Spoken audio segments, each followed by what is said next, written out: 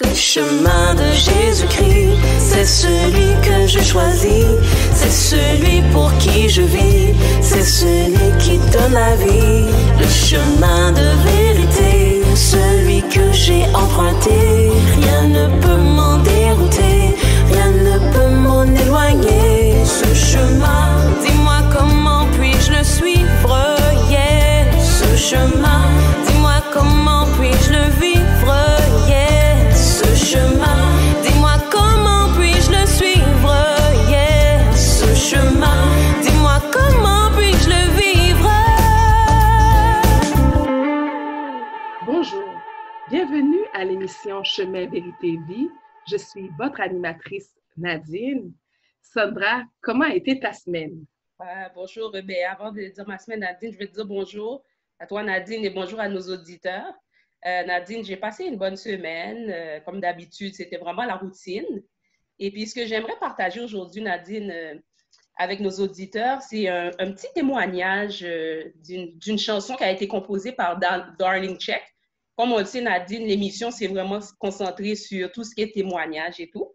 Et ce que je trouve intéressant, Nadine, c'est que les témoignages peuvent être manifestés de différentes façons. Il y a des gens qui ont des témoignages puis qui l'expriment en créant un film ou en écrivant un livre. Mais Darlene Zschech, elle, c'est quelqu'un que Dieu a mis dans son cœur de composer une chanson. OK? Mais avant je vais vous dire c'est qui Darlene Zschech premièrement. Est-ce que tu connais Darlene Zschech, Nadine? Non, mais c'est une adoratrice que j'aime beaucoup. Elle fait de très belles chansons de louange et d'adoration. Exactement. Darlene Zschech, elle est née à Brisbane, en Australie. Elle est mariée à Mark Zschech. Elle a 3 enfants, Zoe, Chloe et aussi Maryse. Et elle, comme tu as dit, c'est une adoratrice, c'est un worship leader, interprète, compositrice.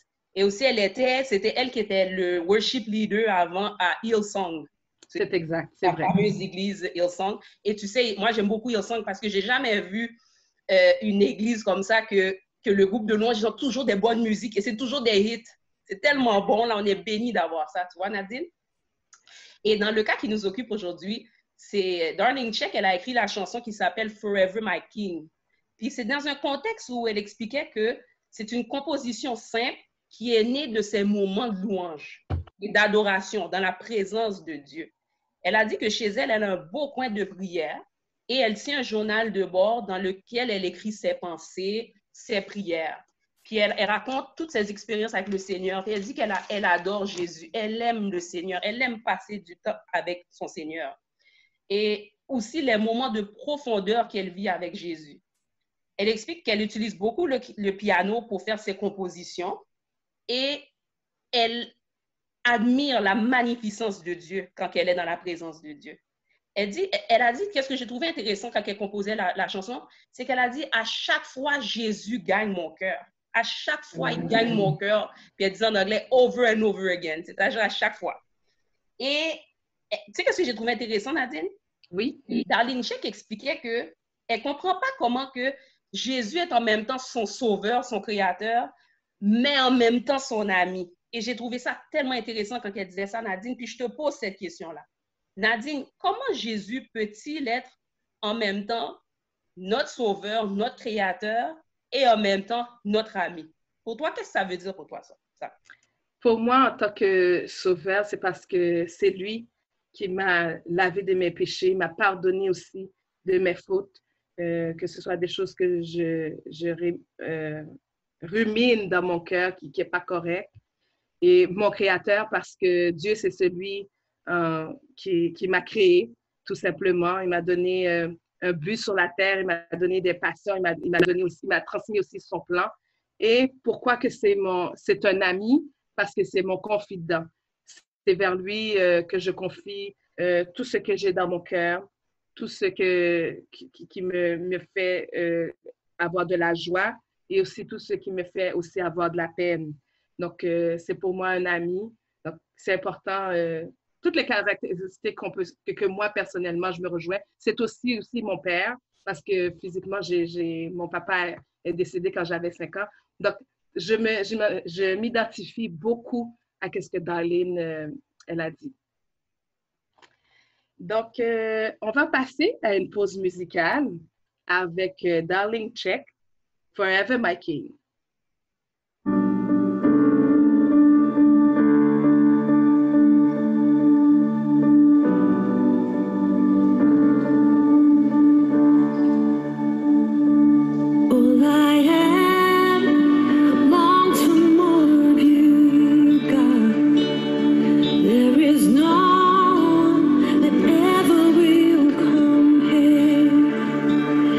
You have won my heart again.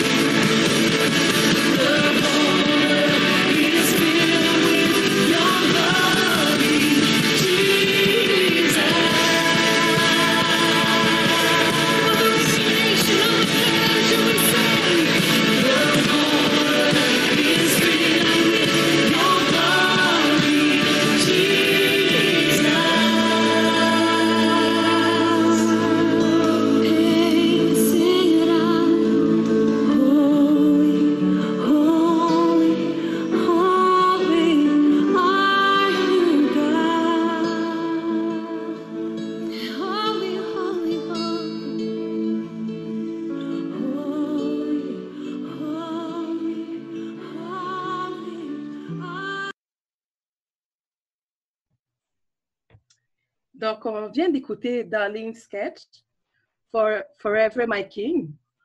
On est présentement sur Zoom avec une belle invitée qui s'appelle Jemina Goldman. Bienvenue, Jemina, à l'émission. Merci, merci. Jemina, raconte-nous ton enfance, ton adolescence. Comment ça s'est passé quand tu étais plus jeune? Alors, comment commencer? En fait, moi, j'ai pas nécessairement grandi dans une famille chrétienne. Mes parents, j'ai grandi dans une famille où est-ce que, en fait, on était catholique. On était un peu pratiquants, mais des fois, on allait vraiment à l'église. C'est arrivé dans notre jeunesse qu'on y allait juste par occasion. Puis, voilà, j'ai grandi dans cet environnement-là. J'ai une grande sœur, un petit frère. Et on vivait en Haïti, en fait. Puis après avoir vécu en Haïti, on est revenu ici au Québec.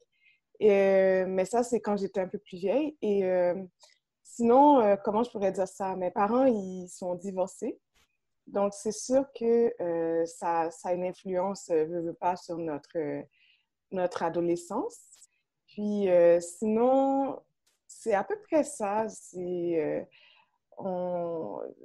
Voilà, on a une famille un peu qui est recomposée et puis sinon, on vit ici au Québec avec ma mère et mon père aussi, mais ils sont plus ensemble. Voilà, ça explique un peu mon enfance. Oui.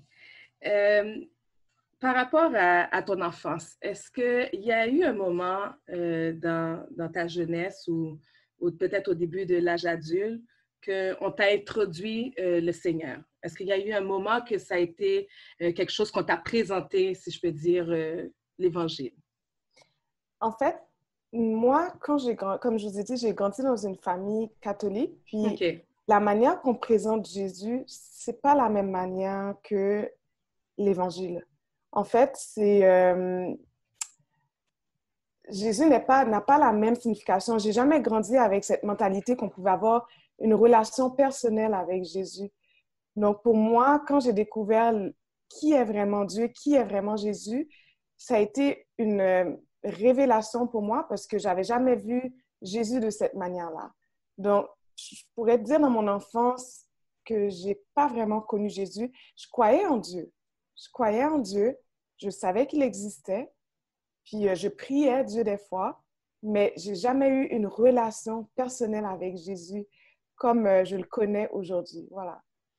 Et puis, c'est très intéressant, Jamina, comment tu dis cette relation avec Jésus, parce qu'en fait, c'est ça qu'on doit avoir. Si on n'a pas de relation, si c'est juste de dire, OK, on va à l'église, puis il n'y a rien qui se passe, c'est difficile de communiquer avec lui.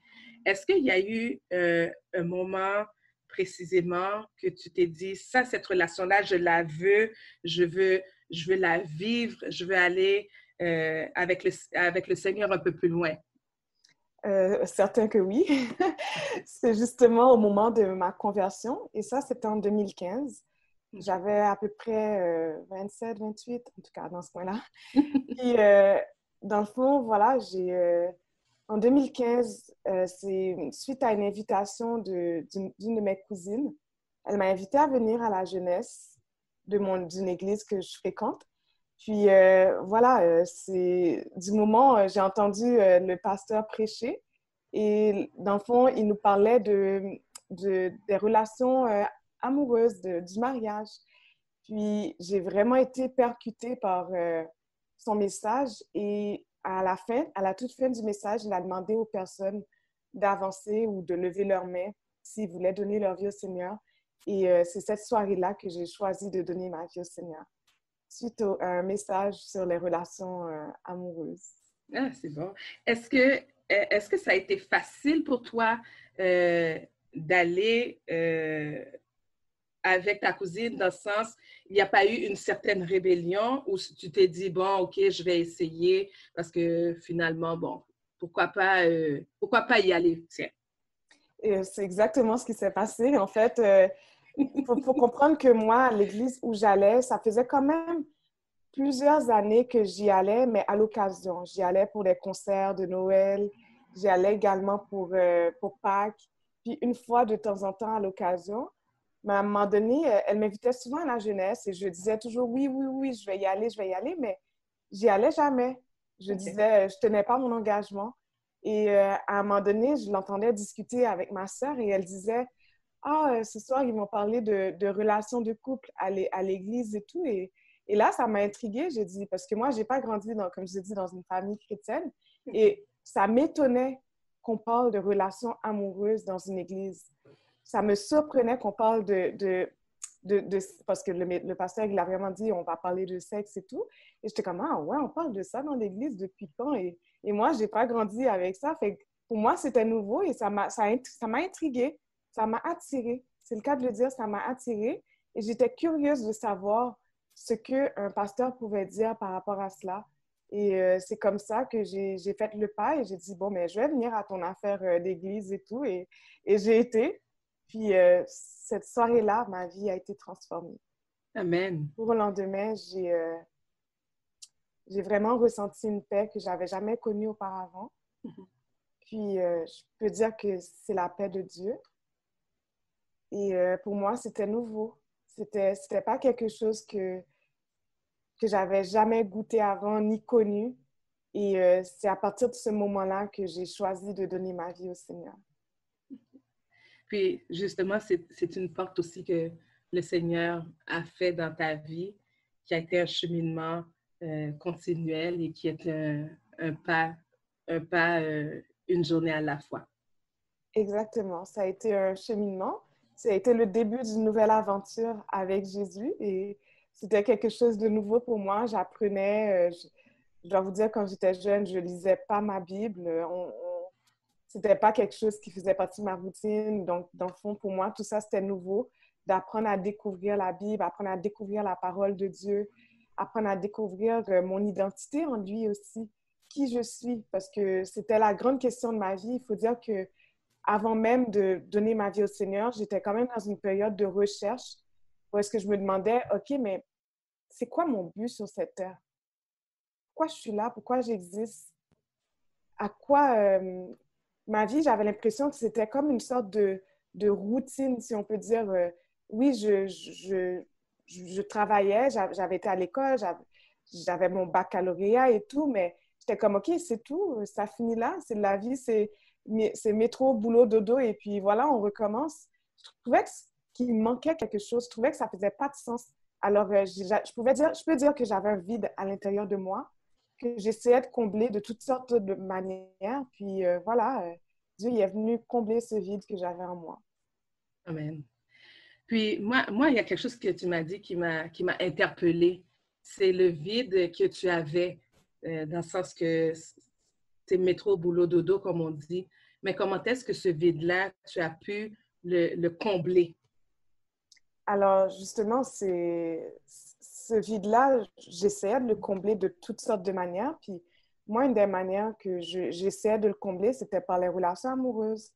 Donc, dans le fond, souvent, j'allais dans des relations qui, comment dire, en fait, c'est que je mettais les hommes comme une manière, comme une idole, en fait.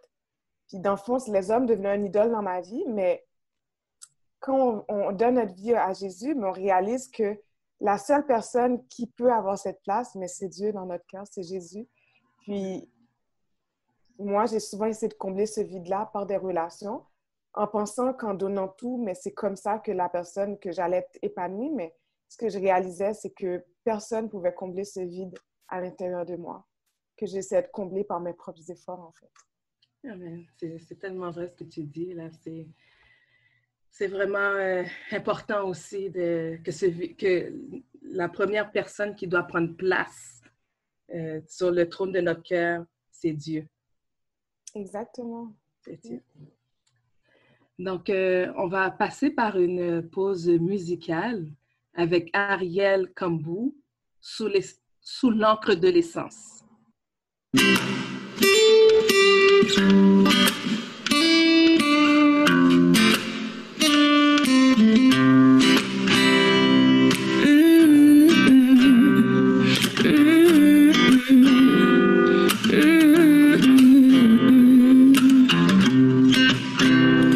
Oui, ma vie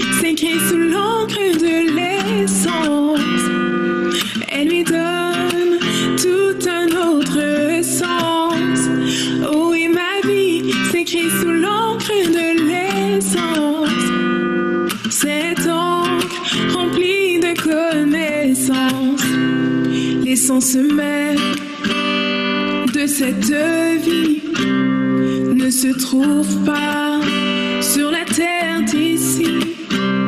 Sans trône réside dans les cieux élevés, et elle a fait de la terre son marchepied. Oh, et ma vie s'écrit sous l'encre de l'essence. Elle lui donne tout un autre sens. Oh, et ma vie s'écrit sous l'encre de l'essence. Cette encre remplie de connaissances. L'essence n'a pas de date de naissance, ne connaîtra pas la dégénérescence. Oh, elle s'entoure de l'éternité et vit pleinement avec nous notre réalité.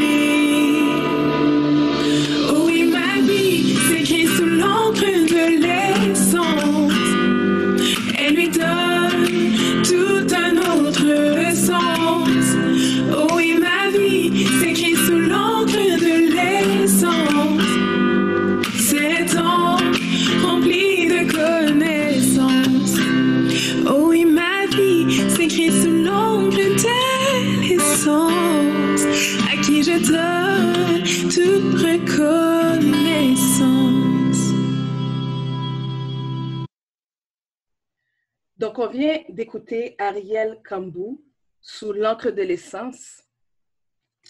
Jamina, comment Jésus a pu remplir ce vide de ce qu'on parlait tout à l'heure? Bien, c'est sûr qu'il est venu le remplir en prenant toute la place dans ma vie, c'est-à-dire dans chaque domaine de ma vie. Puis, dans le fond, moi, je menais une vie, en fait, avant où est-ce que, pour moi, la pureté sexuelle, c'était pas nécessairement quelque chose d'important.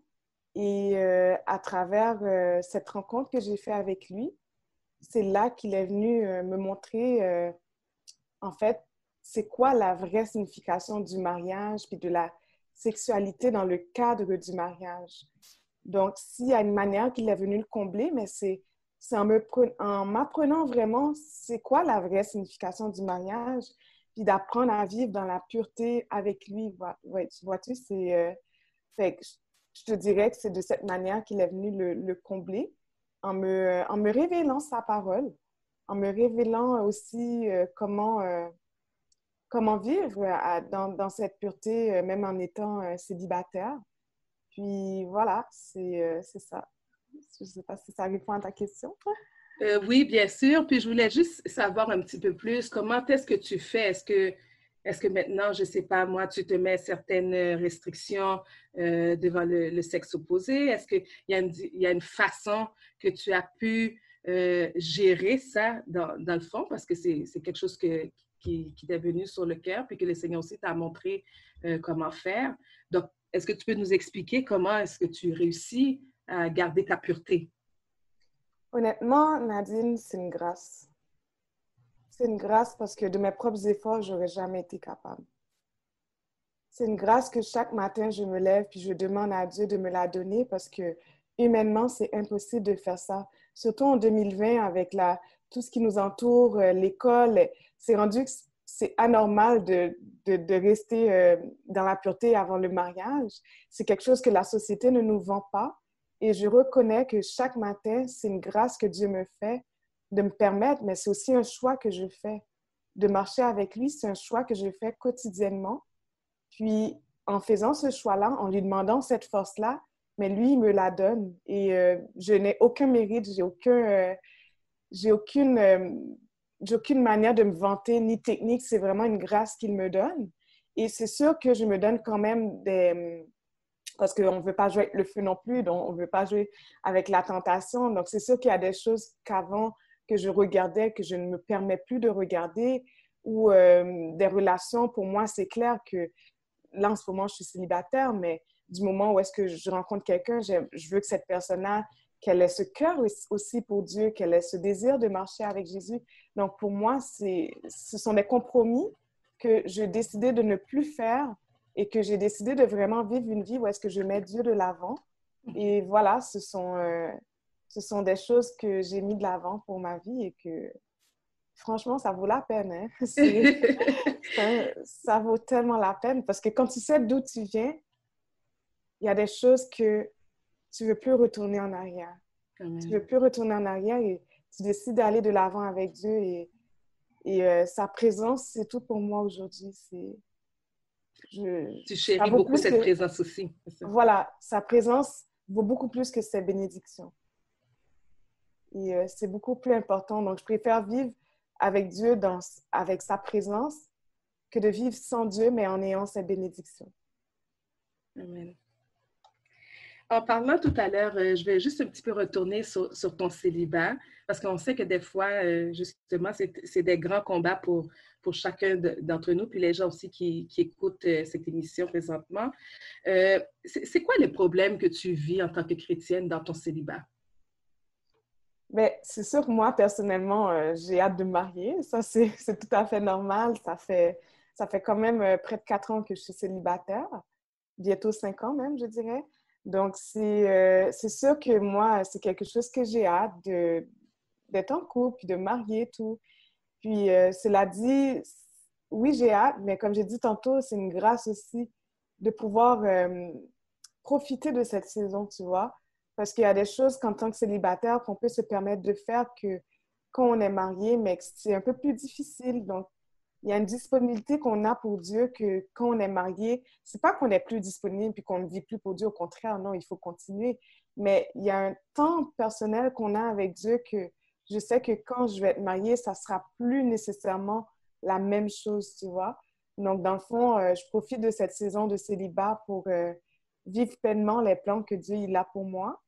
Puis, le plus grand combat, mais je te dirais que c'est vraiment de ne pas essayer de faire des compromis, c'est-à-dire d'essayer de diminuer les standards, si on peut dire. Okay. Parce qu'on sait qu'il y a certaines...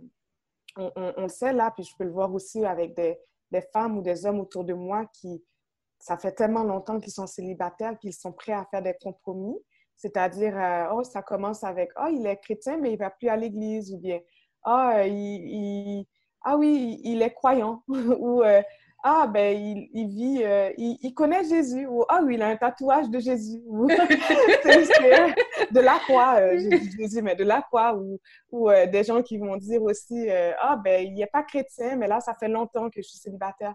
Alors, moi, c'est un choix que j'ai décidé de ne pas aller vers ces compromis-là. C'est pas facile, je l'avoue, mais comme j'ai dit tantôt, c'est une grâce, puis pour moi, c'est important, en fait. C'est parce que, comme j'ai dit, je sais d'où je viens et je sais c'est quoi être avec une personne qui ne connaît pas le Seigneur et je n'ai pas envie de retourner là. Donc, le fait de savoir c'est quoi me permet d'aller de l'avant avec lui et de ne pas vouloir retourner dans des anciens combats que je sais que c'est difficile. Voilà. Tu as tout à fait aussi raison, en fait.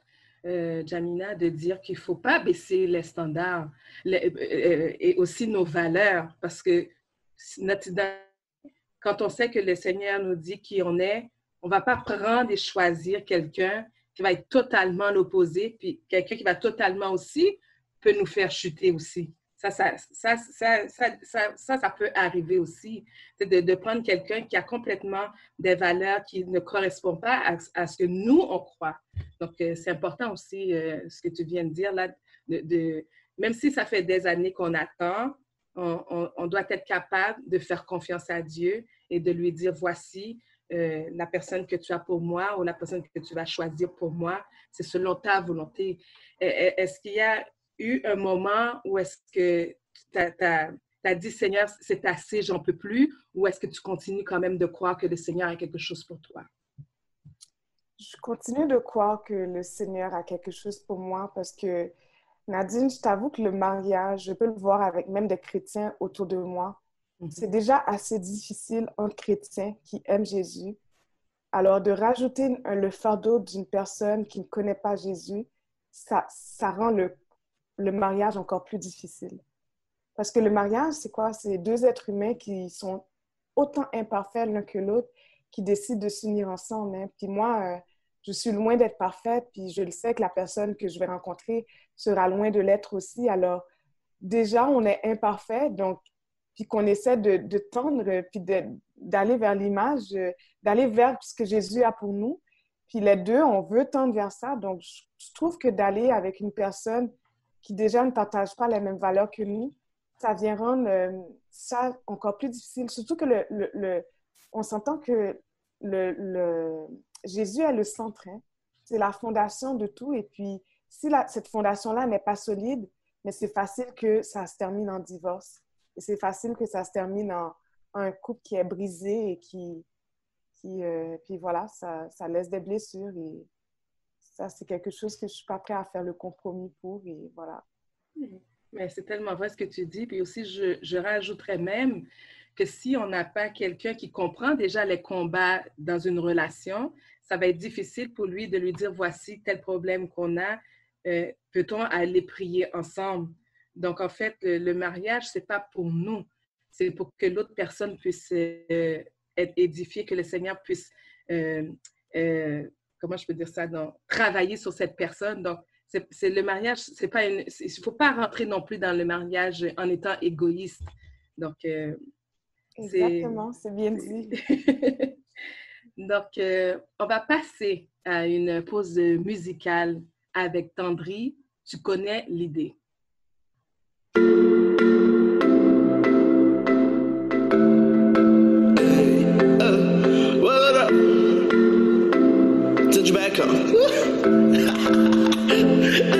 Ils pensent que t'es faible, montre-leur le contraire. T'es la lumière du monde, t'es le sel de la terre. Prends conscience de ça. Tu as tout en toi.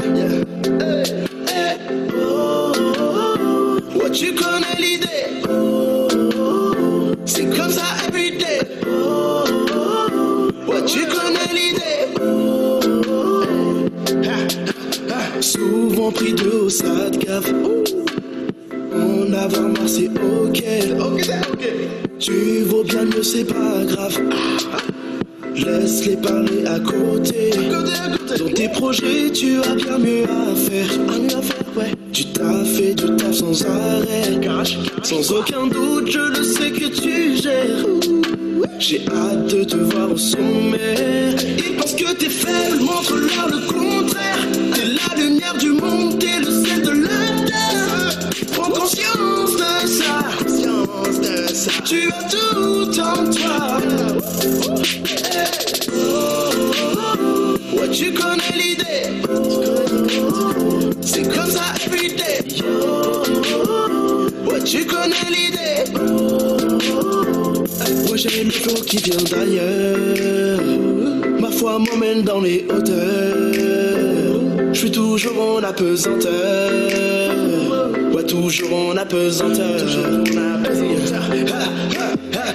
Toujours en enjailler, ramper sur ma lignée. Je vais m'acheminer encore, je vais les mettre tous d'accord. C'est dans la joie que je marche, tu connais l'idée. Le soleil sur moi everyday. Ils pensent que t'es faible, montre-leur le contraire. T'es la lumière du monde, t'es le sel de la terre. Prends conscience de ça, tu as tout en toi. Ouais, tu connais l'idée. C'est comme ça everyday. Ouais, tu connais l'idée. Tu connais. Hey. Tu connais l'idée. C'est comme ça, le everyday. Tous les jours. Wow. Hey. Hey. Ouais, tu connais l'idée. C'est comme ça everyday. Ouais, tu connais l'idée.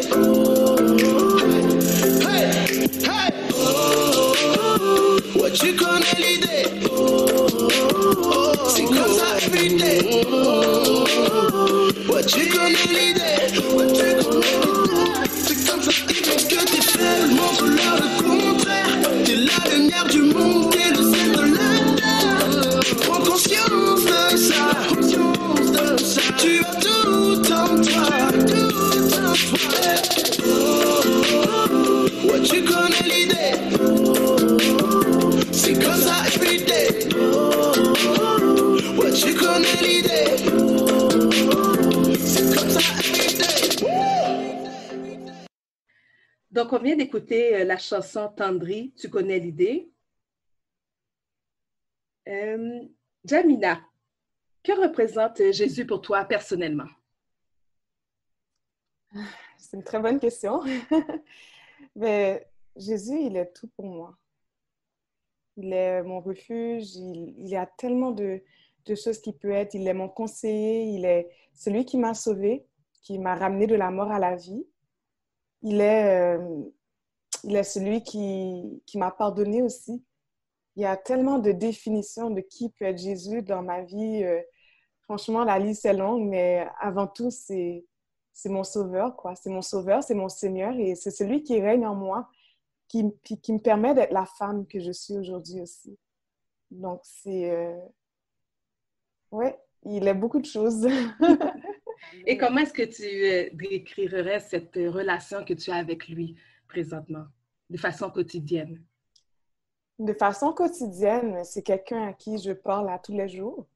Donc, c'est une relation que j'entretiens parce que souvent, on parlait de mariage tantôt. Oui. De la même manière que tu entretiens ton mariage. Puis si tu veux, si tu aimes quelqu'un, bien, tu vas prendre le temps de le parler à tous les jours. Tu vas prendre le temps d'avoir de ses nouvelles. Ou... Ça se peut qu'il y a des jours où est-ce que ça te tente moins, où est-ce que tu parles moins, mais à un moment donné, tu vas sentir un manque et tu vas revenir à la source. Quand ça fait longtemps que tu n'as pas parlé à la personne que tu aimes, mais souvent, il y a un manque. Et pour moi, avec Jésus, c'est pareil. Hein? C'est une relation que j'entretiens. Puis, j'essaie d'entendre sa voix tous les jours en lisant sa parole, ça, c'est sûr. Parce que si on veut, on demande souvent, bien, est-ce que Dieu nous parle et tout? Mais il faut lire sa parole pour connaître ce qu'il a à nous dire, puis entendre ce qu'il a à nous dire. Donc, pour moi, c'est de cette manière-là que j'entretiens cette relation-là. C'est en lui parlant tous les jours, en prenant du temps dans sa parole. Puis voilà, en l'écrivant aussi. J'aime beaucoup écrire. Comment est-ce que tu fais pour exprimer dans ton écriture ce que tu ressens quand des fois, tu peux même pas exprimer ce que tu vis? Est-ce qu'il y a quelque chose que tu fais qui est particulier? De la même manière que je te parle en ce moment, c'est comme ça que je lui parle. OK. Ce que j'ai appris avec Dieu, avec les années, puis même depuis le début de ma relation avec lui, c'est qu'il aime quand les gens sont vrais avec lui. Il aime qu'on soit vrai, il aime qu'on dise les vraies choses. Parce qu'il connaît déjà tout, donc ça sert à quoi de lui cacher? Il sait déjà tout, mais c'est pas parce qu'il sait tout que ça veut dire qu'il veut pas l'entendre. Même si c'est comme avec une relation amoureuse, oui, tu t'es marié avec la personne, elle sait très bien que tu l'aimes, mais elle veut quand même l'entendre. Elle veut t'entendre lui dire « je t'aime ». la même manière avec ton fils, Nadine, tes enfants, ils veulent savoir que tu les aimes. Donc, tu vas leur dire, prendre le temps de leur dire « je t'aime ». Mais avec Dieu, pour moi, c'est la même chose. C'est de prendre le temps de lui dire qui il est pour moi, ce qu'il a fait pour moi, prendre le temps d'être reconnaissante, prendre le temps de lui exprimer mon amour, puis de lui dire merci pour qui il est pour moi, puis ce qu'il a fait dans ma vie. Donc, c'est de cette manière-là, souvent, que je m'adresse, puis que je prends du temps avec lui.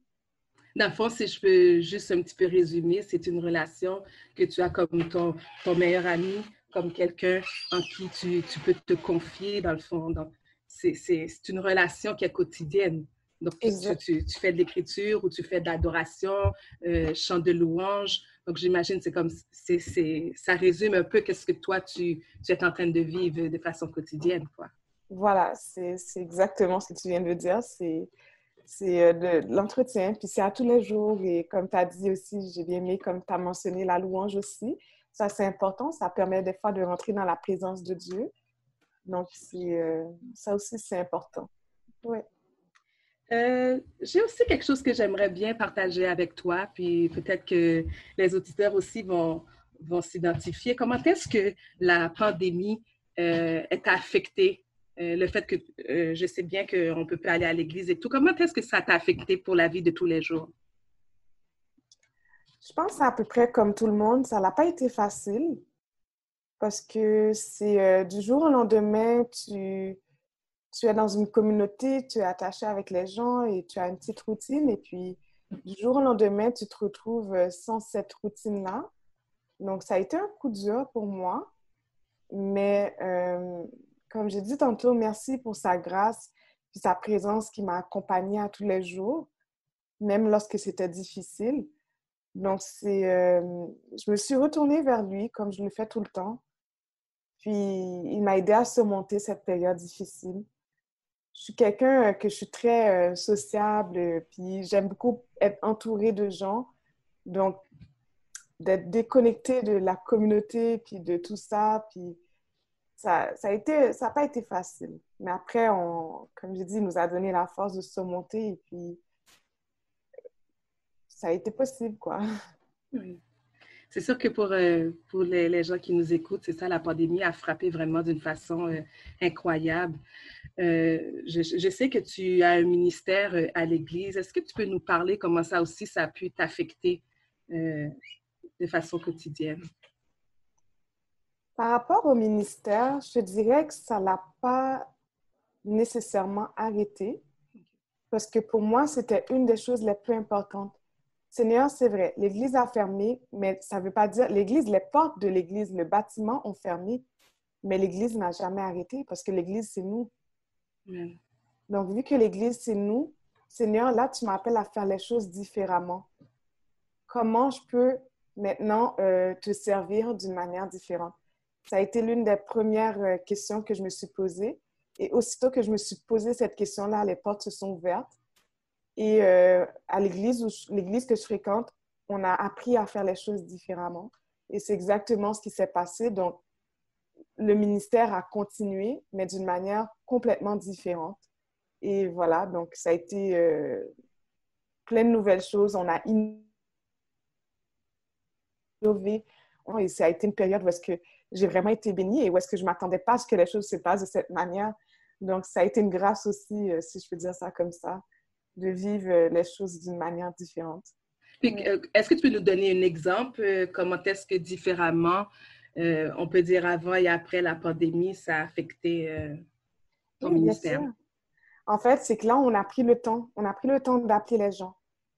On appelait les gens régulièrement pour avoir de leurs nouvelles, savoir comment ils allaient, les membres de l'Église. On a aussi fait beaucoup de rencontres en Zoom, comme on est en train de faire en ce moment. Donc, pour garder contact avec les jeunes ou avec les membres de l'Église, ça a été beaucoup de contacts en Zoom. Ça a été... faut dire que les réseaux sociaux, on est reconnaissante que ça existait à travers cette période. On a pu continuer à garder contact avec les membres, continuer à partager des messages et tout. Donc, ça a été une manière de faire les choses différemment. Sinon, d'une manière plus concrète aussi, ça a été d'aider là où il y a des besoins. Donc, tu vois, il y a une banque alimentaire qui avait besoin d'aide pour pouvoir la banque alimentaire de notre église avait besoin d'aide pour pouvoir nourrir des gens qui ont perdu leur emploi, qui se retrouvent financièrement mal pris. Et on a été... et les demandes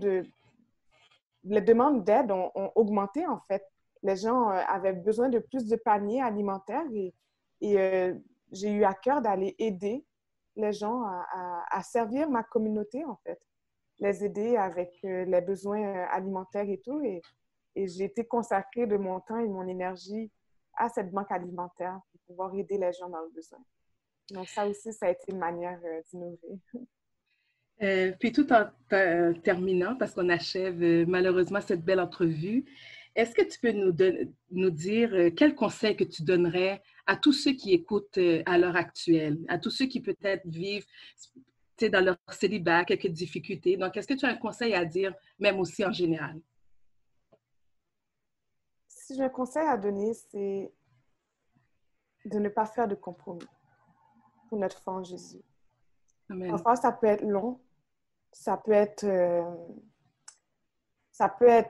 peut avoir envie de prendre des raccourcis, mais la plupart, même quand je regarde la parole de Dieu, que ce soit la vie de Joseph ou David ou Moïse, ils ont tous eu une période où est-ce que ça a été long, ça a été de l'attente, ça a été des épreuves aussi. Puis des fois, les épreuves, ça peut soit nous rapprocher de Dieu ou nous éloigner de Dieu. Mais moi, j'ai pris la décision de ne jamais faire de compromis pour Dieu. Amen. Puis les fois où est-ce que j'en fais, je lui demande de me corriger puis de me rappeler à l'ordre, de me remontrer les fois où est-ce que j'ai tendance à m'éloigner ou à m'égarer. Donc, c'est vraiment de vivre une vie où est-ce que je garde mes yeux rivés sur Jésus, puis où est-ce que je laisse régner en moi en premier. Et c'est vraiment ça, en fait. C'est de ne pas faire de compromis puis de toujours mettre de l'avant notre foi en Jésus. Peu importe les épreuves, peu importe les difficultés, ou peu importe les situations qu'on vit ou les circonstances, peu importe le nombre de temps que ça prendra, mais de continuer à faire confiance que Dieu, il réserve quelque chose de plus grand de l'autre côté. Amen. C'est tellement important aussi quand tu dis même que quand on est défaillant, on tombe, si je peux dire. On peut toujours dire, Seigneur, j'avoue mes fautes, j'avoue mes erreurs et de revenir à lui. Je pense que c'est le point le plus important que tu as dit, qui va vraiment faire la différence. Donc, exactement. C'est la repentance, hein? Puis la repentance, c'est ça qui est beau avec Dieu. Quand on regarde tous les hommes de Dieu dans la Bible, même David qui a été loin d'être parfait, le roi David, bien, on voit que ce qui lui a permis de continuer cette relation avec Dieu puis de marcher dans les plans de Dieu, malgré ses fautes, malgré ses erreurs, ça a été la repentance. Amen. Amen. Jamina, ça a été tellement bénissant de t'entendre, Jamina. Puis comme on le fait quand on arrive vers la fin de l'émission, on fait un petit résumé pour nos auditeurs afin de leur donner des clés pour leur propre vie, parce qu'après tout, le témoignage, ton histoire, Dieu a écrit ton histoire, c'est afin de pouvoir aider d'autres personnes. Tout ce que tu as passé dans ta vie, c'était pour aider les prochaines personnes. Parce que Dieu est l'auteur de notre vie, tu vois? Et c'est ça, un témoignage. C'est l'histoire de notre vie. Tout à fait. Et ce que j'ai pris comme note, et puis que j'ai trouvé, c'était tellement intéressant que tu nous emmènes dans l'histoire de ta vie, c'est que tu as expliqué que tu étais catholique. Tu pratiquais de temps en temps. Tu t'es converti en 2015 dans une invitation à une jeunesse. Et ce qui est venu te chercher, c'était le message du pasteur qui parlait des relations amoureuses. Et toi, tu te disais, tu n'avais jamais entendu ça. Tu n'avais jamais entendu que dans une église, on parlait de sujets autant d'actualité. Parce que toi aussi, tu vivais tes propres défis. Tu cherchais l'amour. Peut-être pas dans les bonnes places, mais tu cherchais l'amour, comme tout être humain d'ailleurs. Parce que tu avais un vide. Puis tu parlais de ce vide-là. Ce vide que tu essayais de combler autrement. Mais merci Jésus. Merci parce que tu as rencontré Jésus et il est venu combler ce vide. Et ce que j'ai aimé dans ce que tu disais, Jamina, c'est que Jésus, pour toi, il est tout. Il est ta vie, il est ton Seigneur, il est ton Sauveur, il est tout. Puis tu donnais un exemple, tu disais, mais quand on est en relation avec un humain, il faut lui dire qu'on l'aime, il faut lui parler, il faut entretenir cette relation. Et c'est ça que tu fais avec Jésus. Tu entretiens cette relation-là avec lui. Et ça m'a fait penser que tu vivais une relation amoureuse avec Jésus. C'est le cas de le dire. Moi, c'est ça que ça m'a inspiré, que tu vis une relation amoureuse avec Jésus. et que tu veux tellement lui plaire que tu n'es pas prête. Tu as nommé plusieurs fois le mot compromis. Tu n'es pas prête à faire un compromis pour ton Seigneur parce que tu sais d'où il t'a tiré. Tu sais comment il t'a sorti des chaînes de l'enfer pour te faire être la fille que tu es aujourd'hui. Alors, toute la gloire est pour lui. Et tu as dit que Nadine a posé une super bonne question. Tu as dit, comment tu fais avec ta pureté sexuelle? Comment tu fais en 2020 avec tous les médias, tout ce qui nous emmène vers une sexualité débridée? Tu t'es dit, c'est par sa grâce. Je ne fais aucun effort. C'est par sa grâce que je suis capable d'être qui je suis et que je suis capable de tenir ferme en 2020. Et Nadine t'a posé une question très importante. Qui est Jésus pour toi? Pour quelqu'un qui nous écoute, qui a entendu parler de Jésus, mais qui ne sait pas. Tu as dit, Jésus est tout pour moi. Il est mon conseiller. Il est celui qui m'a pardonné. Il est mon amoureux. Il est mon Seigneur. Et ainsi de suite. Tu as tellement donné de qualificatifs pour désigner qui était Jésus dans ta vie. Alors pour ça, chers auditeurs, quand on regarde, on écoute des personnes qui viennent témoigner comme Jamina, l'essence de l'émission, on comprend pourquoi on a une émission qui s'appelle Chemin, Vérité, Vie. C'est parce que les témoignages, c'est pour l'édification du corps du Christ et c'est pour redonner un espoir à quelqu'un qui vit une situation qui n'est pas facile, sachant que Jésus est vivant, que Jésus n'est pas une religion, mais bien une relation comme Jamina nous l'a présenté. Alors, on veut te remercier, Jamina. Merci à vous de m'avoir invité. Ça a été un privilège pour moi d'être avec vous, les filles, et avec vous aussi, les auditeurs. Alors, soyez bénis. Merci, Jamina, pour ton témoignage. N'oubliez pas que nous sommes en rediffusion le samedi à 20h et le dimanche à 13h. De plus, maintenant, notre émission se trouve sur YouTube. Donc, vous avez juste à taper « Émission Chemin, Vérité, Vie » et vous abonner. Je vous laisse sur la pièce musicale avec Emmanuel Hippolyte, avec Témoignage 2, et je vous souhaite de passer un excellent week-end.